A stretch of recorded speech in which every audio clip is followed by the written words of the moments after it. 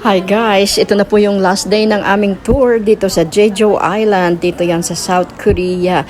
Dinala kami ng aming tour guide, ang bus number 5, dito po sa isang kainan dito sa kanilang pinaka-sentro.